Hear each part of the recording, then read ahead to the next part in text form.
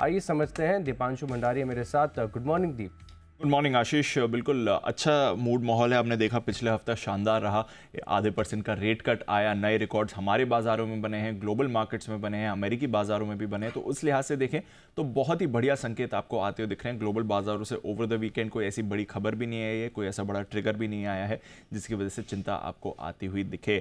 आज जापान के बाज़ारों में छुट्टी है तो वहाँ से कोई संकेत नहीं आने वाले हैं, बट शुक्रवार को देखेंगे तो यूएस के बाज़ारों में थोड़ा मिला जुला एक्शन रहा। इंट्राडे में तो नया रिकॉर्ड नहीं बना, बट हाँ डाउ पर आपने देखा एक क्लोजिंग रिकॉर्ड जरूर बनते हुए आपको दिखा है। हल्की बढ़ती थी, 40 अंक ऊपर बंद हुआ, करीब 400 अंक की रेंज में कारोबार था।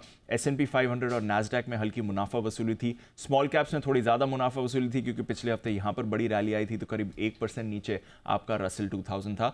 10 साल की बॉन्ड यील्ड भी मामूली बढ़त के साथ 3.75% पर है, बट पिछला हफ्ता बढ़िया रहा, रिकॉर्ड ब्रेकिंग रहा। करीब 1.5% की मूव आपने अक्रॉस यूएस इंडिसेस आती हुई देखी थी, तो ये एक अच्छा संकेत है और बाजार में भी आपको अच्छे मूड में ही दिख रहे हैं।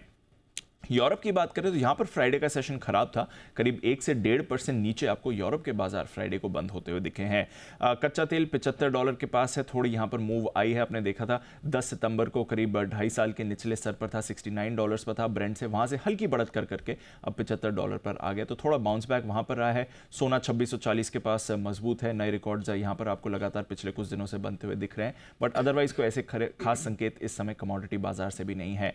अब ये आने वाला जो हफ्ता है इसमें हम देखेंगे फेड पॉलिसी के बाद कई फेड के सदस्य भाषण देने वाले हैं, तो उनके क्या सोच विचार हैं आगे के पाथ को लेकर, उस पर क्लैरिटी आएगी। एंड ऑफ कोर्स थर्सडे को जरोम पावल साहब भी बयान देने वाले हैं, तो उस पर हमारी नजर रहेगी। इसके अलावा शुक्रवार को पर्सनल कंजम्पशन एक्सपेंडिचर डेटा आएगा, ये काफ़ी इंपॉर्टेंट डेटा रहता है फेड पॉलिसी को लेकर, तो यहाँ से संकेत आएंगे कि क्या आगे भी Fed aggressive rate cuts maintain करेगा।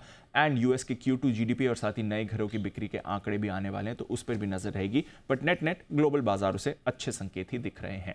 अच्छे संकेत यहाँ पर ग्लोबल मार्केट से आपको देखने को मिला और इसी का सीधा तालमेल आप देख सकते हैं कि गिफ्ट निफ्टी काफ़ी बढ़िया बढ़त आपको 130 अंकों की आप स्क्रीन पर बढ़त दिखा रहा है। शुक्रिया दीपांशु हमारे साथ जुड़ने के लिए और ग्लोबल मार्केट्स का अपडेट हमारे साथ शेयर करने के लिए।